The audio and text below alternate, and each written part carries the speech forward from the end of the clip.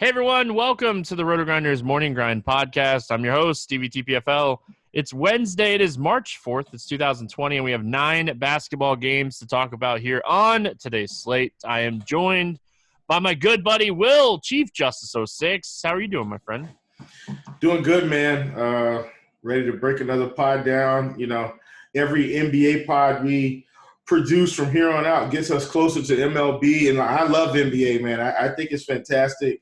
And when playoff time comes, I'm going to be heavily invested in those single games. I love playoff, showdown tournaments, man. I love it.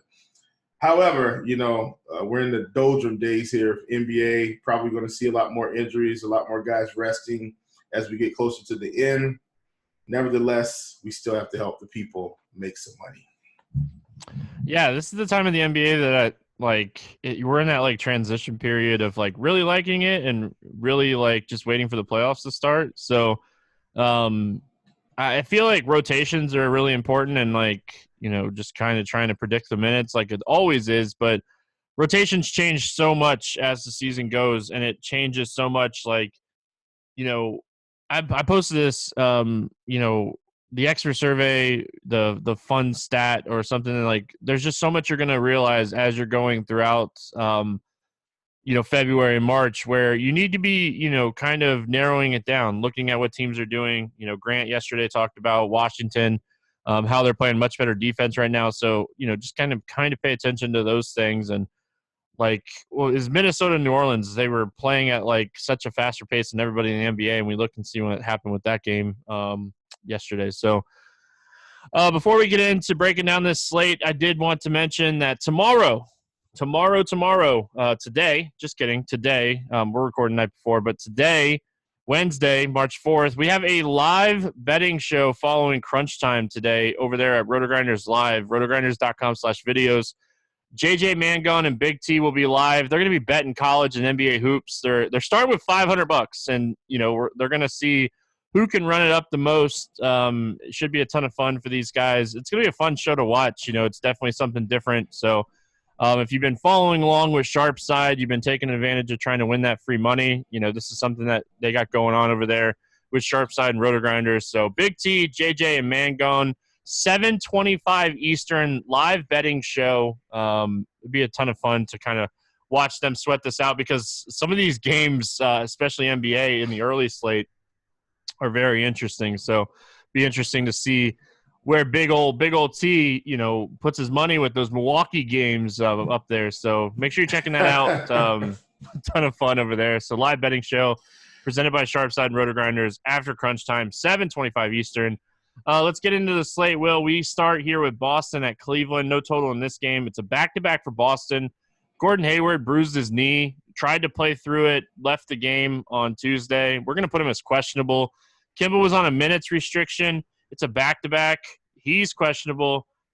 I read that Tatum's not expected to play, but we're going to put him as questionable too until we actually get the news that he's not going to play. So a lot of question marks here for Boston. And then, we go to the other side of this game, Will. We have Drummond out, Exum out, Garland out, McKinney out, Tristan Thompson questionable. So this whole game is questionable just to play. It's just let's start with Boston. Obviously, this is super hard to break down the night before. With Kemba potentially, we'll have to see. Are they just going to play him on a minutes restriction back-to-back nights? They're going to play him back-to-back nights? This could be a spot like Jaylen Brown and Marcus Smart are the two best plays on the slate in the first game of the slate. Yeah, they would probably be two of the best plays, because I think I'm going to fire under the impression that Kemba sits today. That's where I'm at. I don't think he's playing on a back-to-back, not against Cleveland, period. I don't think he's playing. I don't think Gordon Hayward's going to play. I think Tatum's going to be out. This could very well be another big spot. However, the sites have already priced up.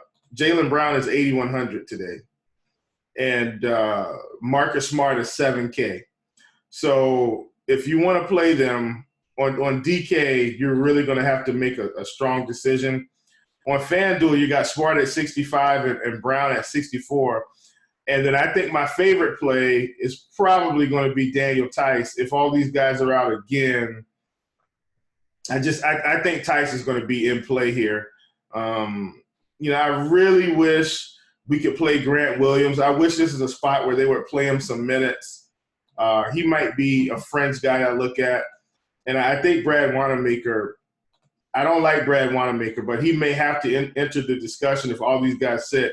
He may play 30 minutes. And he's going to be a value play that I think we can look at, especially with how Cleveland has just been getting destroyed by point guards. So those are a couple of tidbits I wanted to throw in there. But I think most of these guys are going to sit. Hopefully we're right. Yeah, we'll obviously have to see how this kind of plays out. Boston, they not only did they play Brooklyn, like they went to overtime. Marcus Smart played 36 minutes. Brown played 35. Kemba, with his strict minutes limit, played 23 minutes. Javonte Green played 21 minutes. Wanamaker played 29 minutes.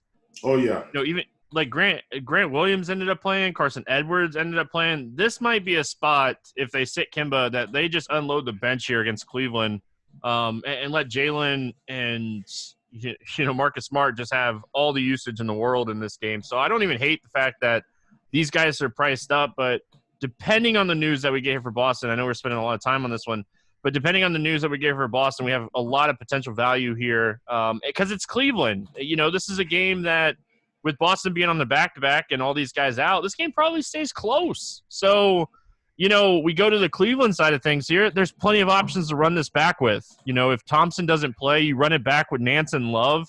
You could play Porter Jr., who I played the other night, who played 41 minutes. Like, he didn't crush, but give me 30 fantasy points at 5,300 on a game stack, and I'm perfectly fine with that. We talked a little bit about Osman. He ended up playing 39 minutes. I mentioned Deladova on the podcast the other day. He played 29 minutes. So depending on the injuries here, Deladova at 3,500, he's another guy that sets up, again, to play right around, 25 to 30 minutes.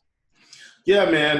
And which last night I played a lot of Colin Sexton, and that kind of really, really helped my night. I ended up with a lot of guys, mid-range guys in the 40s and 50s. And this just feels like another one of those spots where, these guys are priced up. So you got Larry Nance at 6,500, but, if he's going to crank out 40-plus fantasy points and play 40 minutes or 38 minutes even, I think you take it. Same thing for Love, same thing for Osman, same thing for Porter Jr. This could be, like you said, Stevie, so eloquently, the game of the night before the slate even gets started in terms of value. So I like both sides so far. Yeah, I'm glad I'm not on value tags. Wednesday's my day off for value tags, and oh boy, there would be a lot of guys that'd be having to ride up here because this game is just full of value. It opens up the whole slate, but it also creates a lot of high exposures and stuff like that. So a great game to attack. If you're playing large field tournaments, this might be a game that you kind of go underweight on, hoping that just something weird can happen here. Like, I wouldn't be shocked if, like, we see some weird stuff where, like, nobody really crushes and, like, everybody plays, like, 25 to 30 minutes. So, yeah. Definitely, you need at Brown's price, at, these guys' prices, like, you need Kemba to sit. Like, you need Tatum, Kemba, and Hayward to be out because that's how they're priced up. Yeah, for sure. OKC at Detroit. No total on this one. It's a back-to-back for the Thunder. We'll have to see if anybody ends up – like, I was looking. This game had just kind of finished up as we were getting done here. We'll have to see because, like, Gallinari just got back from, like, a little bit of a banged-up ankle. We'll see if they play the second end of the back-to-back because they're playing Detroit. Bruce Brown Jr.'s out. Blake's out. Kennard's out. Knight's questionable. Derrick Rose is out. This could be a spot that, like, all right, Chris Paul, take a day. Steven Adams, take a day. So second end of the back-to-back, we'll have to wait here. But let's start here with the Thunder. Will, if nobody sits, I don't mind Gallinari's price. I don't mind Schroeder's price. If people start getting ruled out, we get a lot more interest in this game, in my opinion. Yeah, for sure. We know that OKC on a back-to-back against this team, it almost feels like they should sit some people. Here's my case. Here's my case where I think OKC may play this game out straight until it's out of hand maybe. they're fighting in the West right now, and I think every game for them is important, especially since they lost tonight. I think they need to win this game against Detroit to keep hovering in that, 6 seed and trying to maybe push for 5 or push for 4. Well, whatever they can do. I think they may play this game. So I do like Chris Paul here. In this spot, I think this is a great spot for him. I've been, somewhat attacking Detroit at the point guard position. He's 7,700.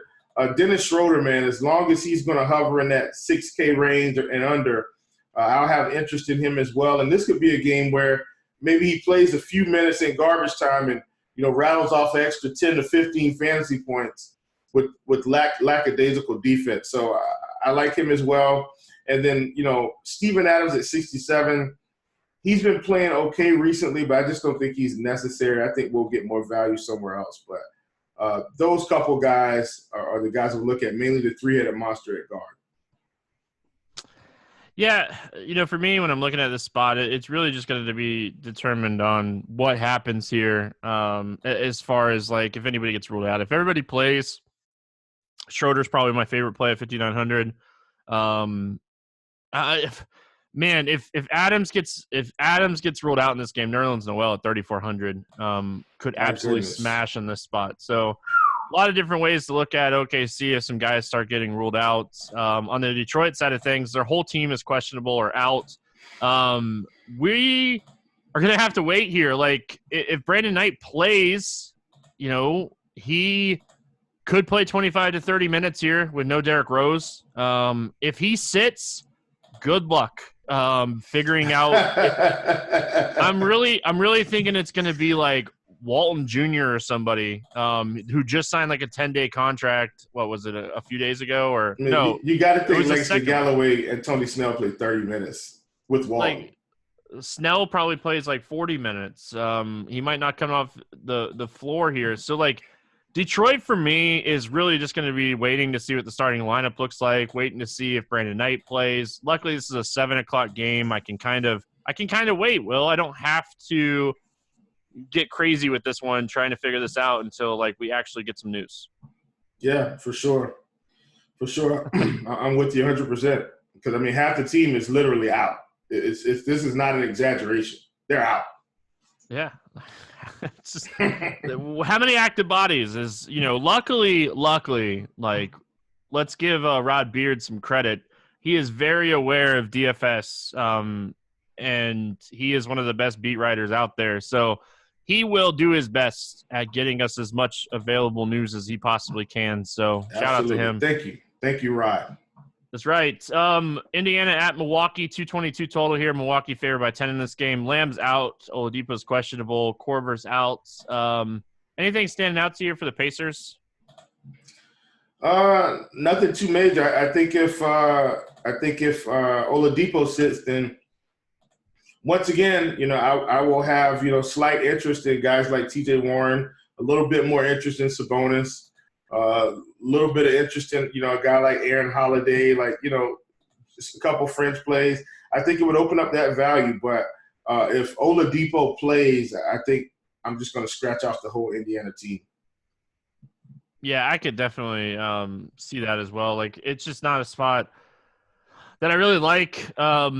If Oladipo says Holiday could play 30 minutes, but, he hasn't really taken advantage of that. If Sabonis wasn't so expensive, I'd like him in this spot. But, like, even him, like, he's averaging 41 fantasy points in 3 meetings against this team this season. So, for me, I feel like I could see this game potentially staying close. It stayed close last time these two teams played.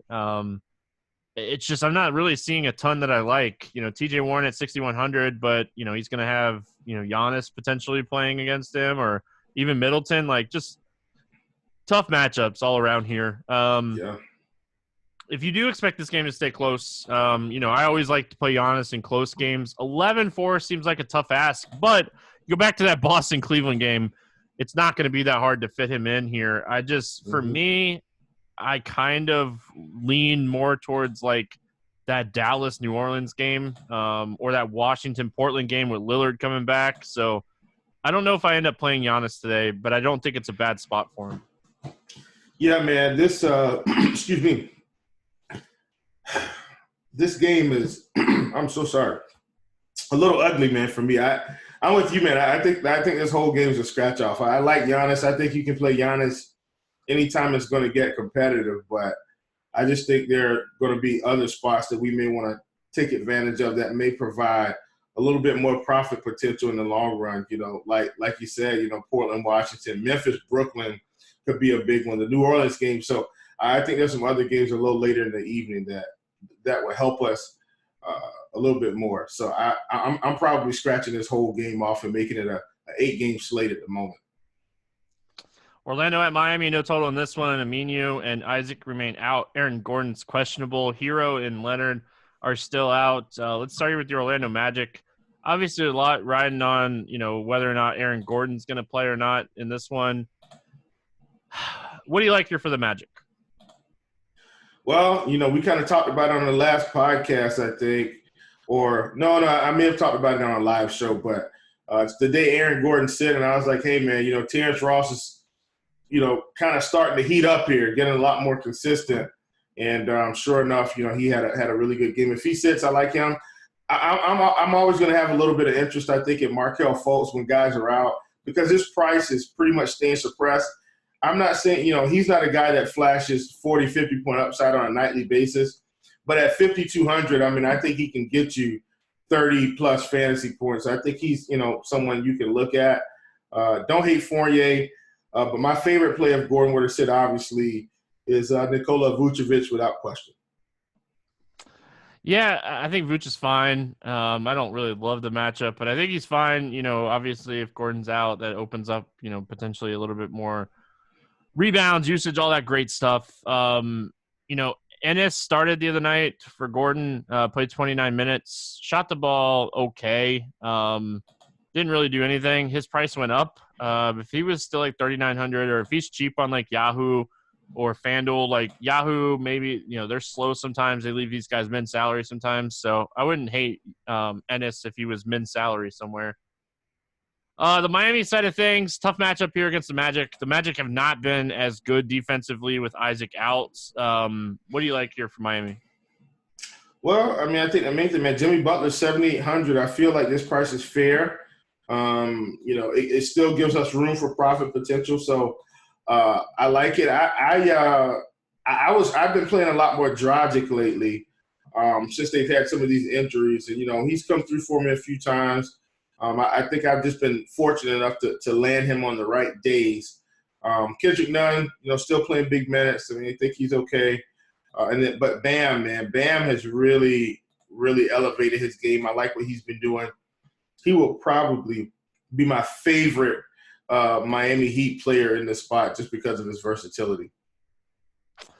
This is another one of those games that I'm probably just going to cross off unless we get some news on, you know, Gordon. But, you know, for the most part, when I'm looking at this game, there's just no value that I have to have. Terrence Ross's price is so high up. You know, Goran Dragic price is kind of where he's supposed to be. Fournier has a little bit of upside, but not enough where I think I would play him. You know, Jimmy Butler has been super consistent here recently, but at 7,800, like, we need more at that price than what he's been doing. So when I'm looking at this game as a whole, I don't really love this game. If I was going to play anybody on Miami, it'd probably be like a Jay Crowder type. He fits the build and, you know, should play 30 minutes in this game against the Orlando Magic. But, you know, for me, I'm staying away from this one. I know it's back-to-back games that I've said that, but it's a 9-game slate. I can cross a couple games off if I feel good with it. Absolutely. Moving on, Will, we got Utah at New York, 220 total here. Utah favored by 7.5. Utah good to go from what I'm seeing here. Night before, New York side of things, Knox is questionable, Robinson's questionable, and DSJ is out. You know, a little bit of injury news here that we're going to be watching. Let's start here with Utah. Good matchup going up against New York. Anything standing out to you here? Man, look, I'm just going to keep playing. You know, this handful of guys. I mean, we got Mike Conley at 5,700, yet again, still under 6K.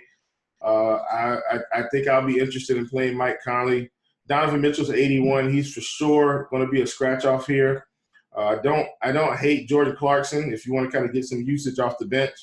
Overall, you know, this isn't the game I'm going to be targeting, but Mike Conley is for sure on my list. Yeah, Mike Conley, he's obviously been super consistent. He put up at least 27 fantasy points in 8 of the last 10 games. Like, the consistency has certainly been there for Conley. Outside of that, I think that Bogdanovich is okay. His price is kind of up. We saw him get hot the other night. Like, that's the upside of playing him. Like, he gets hot, and, obviously that's, those times you want to have him. Donovan Mitchell, it's a good spot for him. It's just, again, I don't love these guys. I think they're good plays. I just don't think they're great plays. I don't think they're knock my socks off. Like, Mike Conley, my favorite play here on the Utah side. I'm with you. Anything standing out to you for the Knicks? Nope. I don't think I'm going to play any Knicks on this slate. Too many other good games, man. So we've kind of made this a 6-game slate real quick. Yeah, and, I like 6-game slates. Those are my jam. It's just unless Robinson gets ruled out and Knox gets ruled out, maybe. If Robinson gets ruled out, I think you can fire some shots at Bobby Portis in large field tournaments. Give Bobby Portis 25 minutes. He could be a point per dollar guy here, and it's fine. It's just there's a lot of value on this slate, so it's really large field tournaments for me on him. Yeah, for sure. I mean, we saw what he was able to accomplish the other night against Houston, 18 minutes, 27 fantasy points. I mean, he can just really light it up if he's in the zone and not punching people. So I'm with you. Bobby Portis 4K, great value play if guys sit and we think he's going to get some minutes.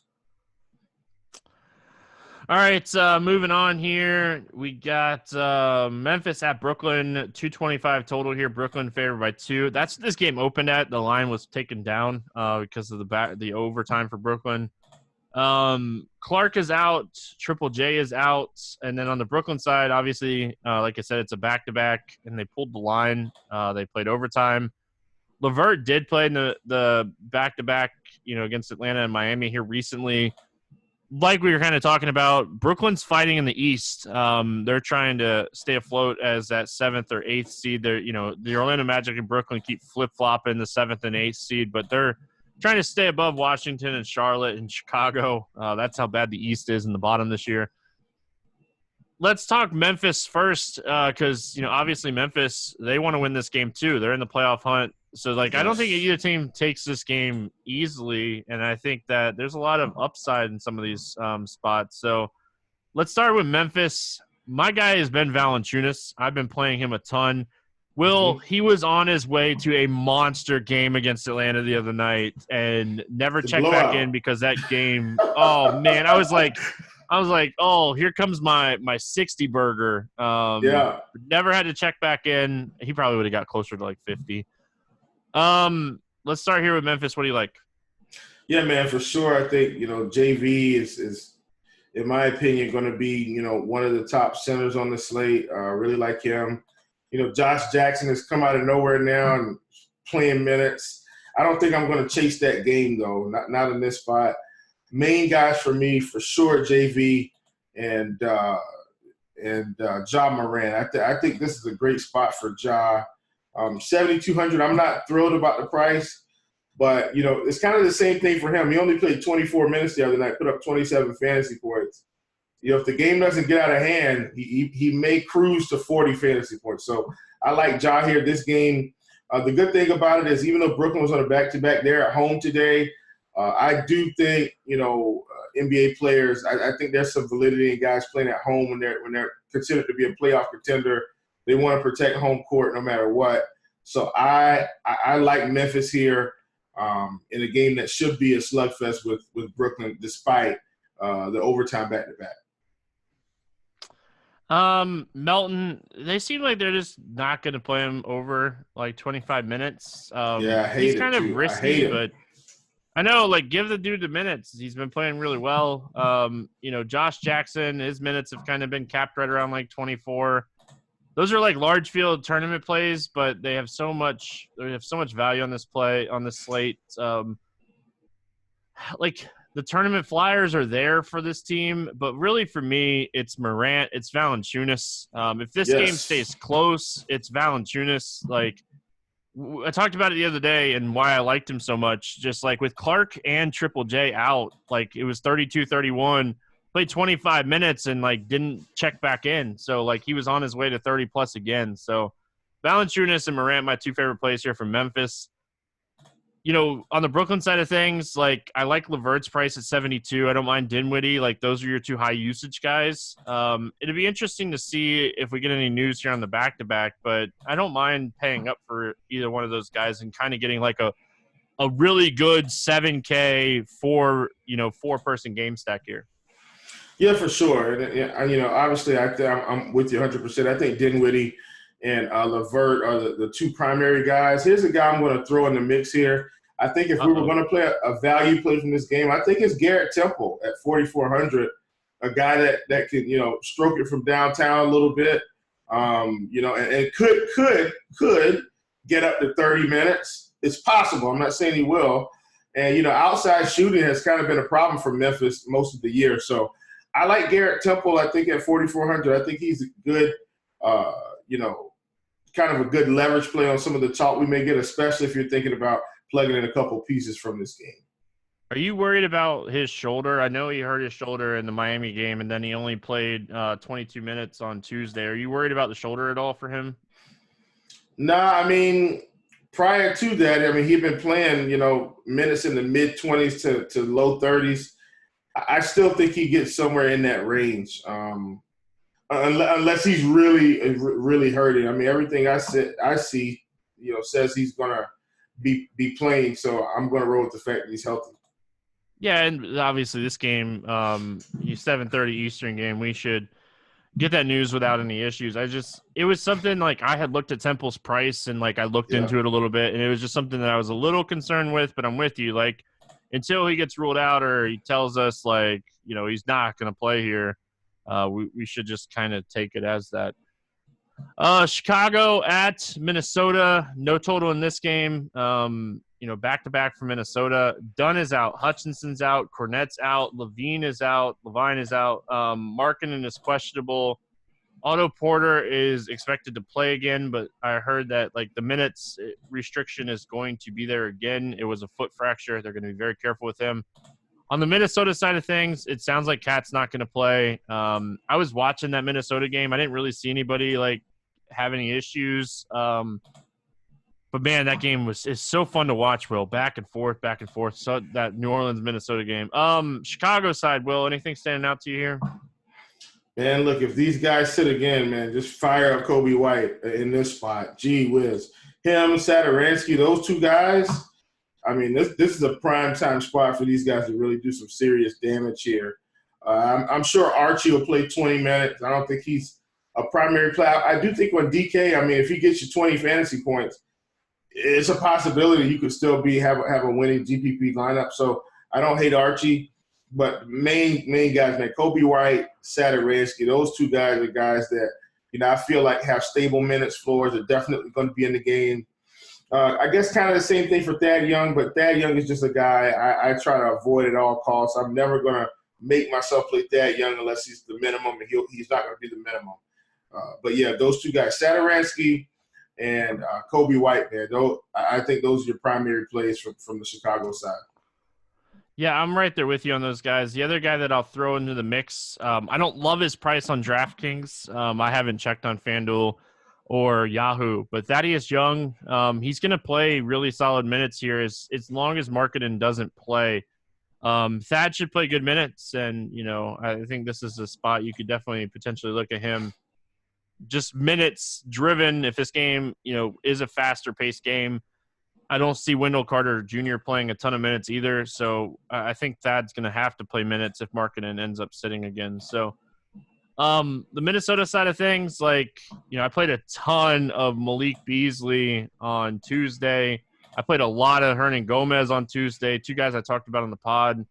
I like Hernan Gomez again. I know Naz Reid had a monster game on Tuesday. I'm a little concerned about chasing it, but Chicago is such a bad rebounding team and all these injuries. I think, like, you could really go back to the well on these Minnesota guys. Yeah, for sure, man. They're all still pretty affordable. You got Beasley at 6K. I think that's priced probably about where you should be. FanDuel play, yeah. Yeah, 6K. Yeah, so I think he's about priced where he should be, unless D'Angelo Russell were to happen to sit, which I don't see that happening, especially since they got fined for him sitting on his birthday, I think. I like this side. I just think I would use guys like Beasley sparingly. This is one of those times where I think I make a group and, maybe I set it up so I play a lot more Hernan Gomez than Beasley. Maybe I play, kind of Naz Reid kind of in between those guys. And then D'Angelo Russell at 9,100, I like it. I think he could do some serious damage here at this price. It's just, the opportunity cost of fading other people to play him. So I like D'Angelo, don't love the price. Yeah, obviously watch the news on this one. Man, I feel like that's something that we're saying a lot, but we have a lot of teams on back-to-backs. Like, it's crazy. We go to this next game, New Orleans at Dallas, another team on a back-to-back. No total in this game. We'll have to see as far as the Pelicans go. On Dallas side of things, J.J. Barea is questionable, Brunson's out, and Seth Curry is questionable. New Orleans side of things, like – Lonzo Ball was one of my top plays yesterday. Absolutely crushed. I don't mind going back to Lonzo, but I dug into Lonzo a lot yesterday, Will, and he has been a guy that's been absolutely crushing in fast-paced games. It's something that I really didn't notice. And with this game being the second end of the back-to-back, Dallas pretty middle of the road as far as their pace goes. So what I did was I went on and I looked at what Dallas has been doing over the last month, and they've actually been playing a little bit faster. So I don't hate Lonzo here, but really the guys that you're looking at probably are Ingram and Williamson in this spot. Yeah, I mean, Zion's kind of priced where he should be, though. Yeah, I mean, look, he put up 50 tonight, and that's great. But I'm not going to make a habit of playing Lonzo at 8K any night. And kind of the same thing for Brandon Ingram. I feel like Brandon Ingram is now priced back, a little bit above what I feel like his market value is. So as I like this game, I do think I would trust Lonzo to hit value before I trusted Ingram in this spot. Definitely not playing Drew Holiday at 8,300. And with Redick being out, I do think it kind of stabilizes the minutes kind of in the backcourt a little bit more. So I think that helps Lonzo. I think it helps Drew, but I just don't like Drew's price. Lonzo, I think, is okay, and I'm not playing Ingram and Williamson. I like the game. I don't love these prices. Yeah, I think you can take a shot on Josh Hart at 44 with JJ out too. He was a guy that he finished the game. I was like, why is Lonzo not in the game yet? While I was watching the game, I'm like, come on, man, cost me fantasy points. All joking aside, I think JJ or Josh Hart is fine here with JJ out. On the Dallas side of things, Porzingis missed the last game. Luka took 20 shots, did not shoot the ball great. Luka has the upside in any matchup. Porzingis does not necessarily have the greatest upside here with Lonzo and at his price. Dallas is a team that's tough for me. Tim Hardaway's priced up. These guys are kind of priced one of Porzingis or Luka is going to sit, and it sounds like they're both going to play. So for me, it's more of the pricing here, Will, is my biggest issue. Yeah, for sure. And I will say this, man. I was committed to not playing Porzingis as long as Luka was on the floor. But realistically, Porzingis has actually been playing fairly well here recently. Now, the last game Luka didn't play. But even prior to that, man, we've got some really nice performances sprinkled in there with Luka playing in the 50s. So I'm still not going to play Porzingis, but I did notice he was beginning to play a little bit better, and maybe that was a part of the chemistry that they've been building all along. I can't answer why he had such a lack of production early on. But, with Luka, I mean, I think 10-9, I don't think it's a lot to ask, but on this slate, it may not be worth it to play him when you can grab, a couple other guys from other games that are a little bit more affordable and possibly have the same upside. Dallas stays healthy going into the playoffs here. They're a team to watch as like a lower seed, depending on where they end up. They might end up at like a 4 or 5 seed. That like 7 to 2 range in the West is like wide open still. Man, I'm so glad you mentioned that. I think the OKC Dallas game first round, I think that could be that could be one of the best series of the first round if OKC plays Dallas. Oh my goodness, it could be a slugfest, man. I'm pretty excited about that. Yeah, like I can't wait to play some Luka in my captain spot in the playoffs. Oh yeah, get excited thinking about it. All right, last game here. We got Washington at Portland. No total in this one. It sounds like Lillard is going to be back here. Collins and Hood remain out. Let's start here with Washington. Lillard back. Bradley Beal has been on an absolute tear. Over 50 fantasy points now in 5 straight games. He's 10-6. We have a ton of value on this slate. Where does he rank towards the top? I think he ranks probably in the top 5 in terms of tournament spins because with the way the slate is shaking out, I don't feel like he's necessary. But with the way he's been playing and the matchup he's in, it is a back-to-back. But, Bradley Beal could easily get 60 on anybody. And I think in terms of tournament plays, he's probably top 5. But overall, because of the price, I just think there are other guys that we could play. I do think – I'm wondering if Thomas Bryant is going to play tomorrow. Not that he was playing a lot of minutes anyway, but it's a back-to-back, and they've kind of been, not playing him a lot since he came back from injury.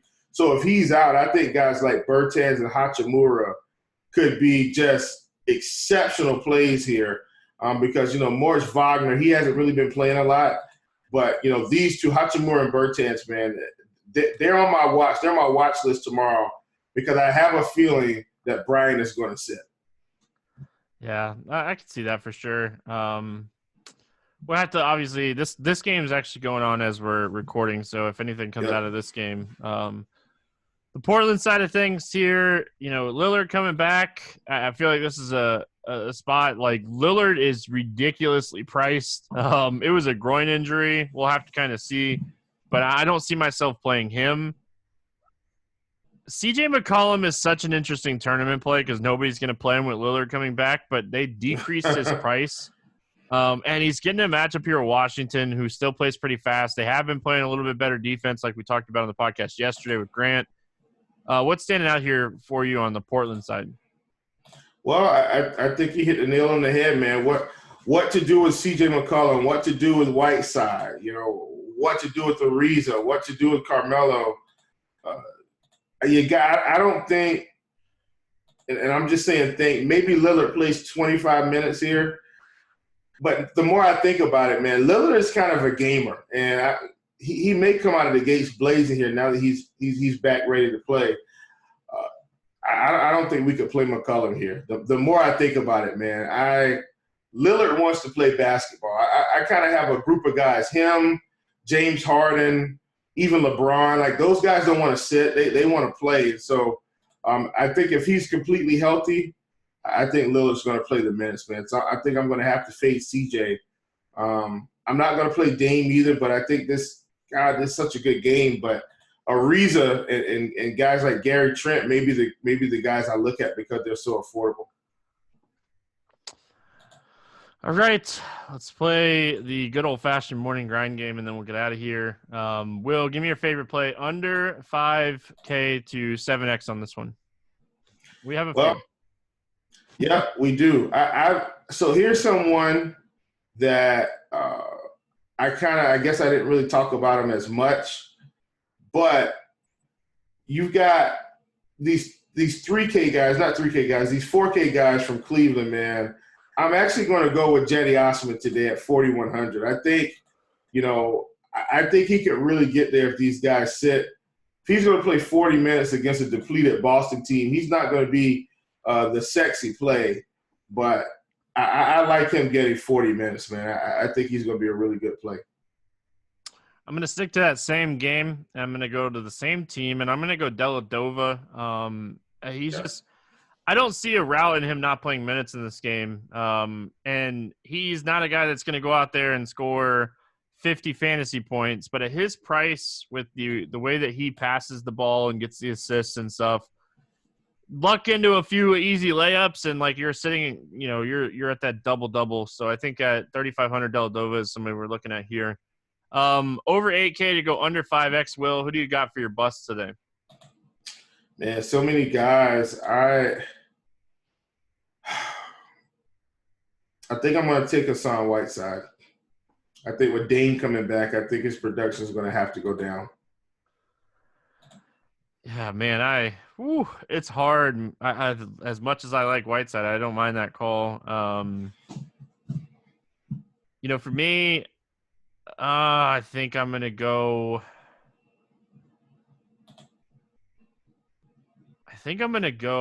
Porzingis. I know it's a good matchup, and he could easily crush me in this spot, but I'm leaning Porzingis here.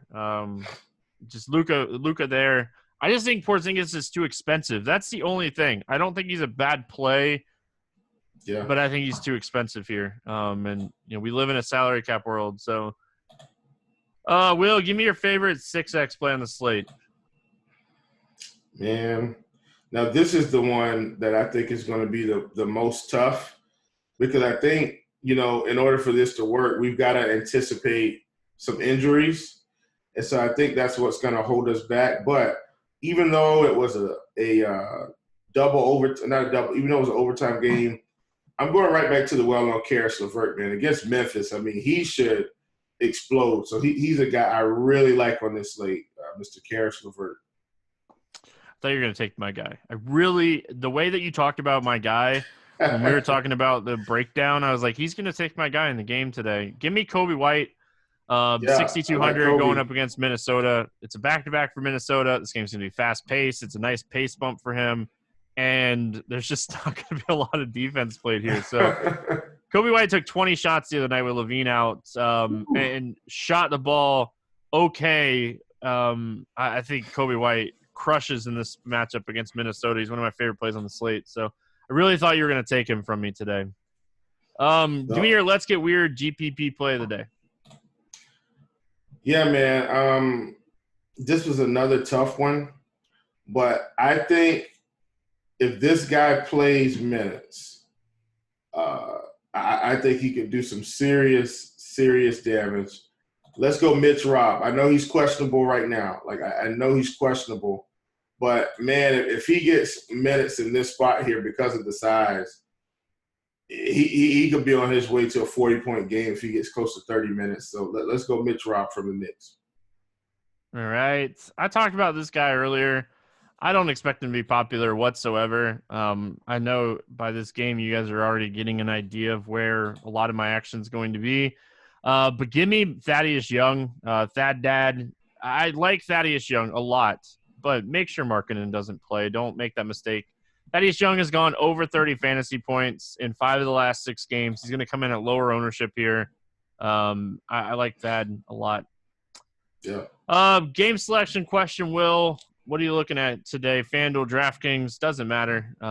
Cash games, tournaments, whatever you're liking today. Man, guys, I'm going to give you 2 today because I'm going to keep hammering the fact that if you have the bankroll this week, you need to be in the single entry series. The $100 buy-in, the windmill is paying up to 25% of the field. First place is 10%. Pretty flat payout structure, man. So I really like the single entry tournament. It's always one of my favorites. And then if you're going, a little bit lower, you've got the $15, man. The NBA Swingman pays out to 23% of the field. $1,000 the first, take $15, turn it to $1,000. First place is 10% of the field. Another really great tournament that FanDuel runs pretty much every day. So those 2, the $15 Swingman 3-entry max, love that. And then, of course, the single entry series, man. It doesn't get any better than that. All right, I usually talk tournaments all the time when we're doing this, but I'm going to go cash games today. The DraftKings $25 single entry double up is a giant one today. 1,600 people. Obviously this is a double up, but I like this one, Will. It's hard not to like this one with this big, 1,600 people. Rake at 13% is okay. It's not the greatest thing in the world, but this giant double up today, taking advantage of it. Really like that one over there. Yeah. We don't have a ton of over-unders today. Is there anything standing out to you of the ones that we do have? Let's see. I only had 2. I think you had more than me. I actually think I'd take Indiana plus 11 here. At least that's what the line we have right now. I mean, they got the over-under at 222. I think I'd take the under, and I'd take the points with Indiana. So give me Indiana plus 11, and I'd take the under. All right. Yeah, I don't like when I'm looking at this. I don't really see, for the ones that we have, anything that I love. So I'll look at this more throughout the day and see if there's one that stands out to me. If I had to do one right now, if this Memphis Brooklyn game does come out at like 225, I would probably take the under in that game. We'll have to see what that total comes out to. Will, any final thoughts before we get out of here? No, man, I'm good to go, man. Let's have some fun out there and see if we can get us a little takedown. We're getting close. I need to hit that first place before MLB. All right, remember today, 7:25 Eastern, they have the live betting show. Also, anyone that lives in Nashville, prayers up to Nashville right now. Just hopefully everyone and their loved ones are okay.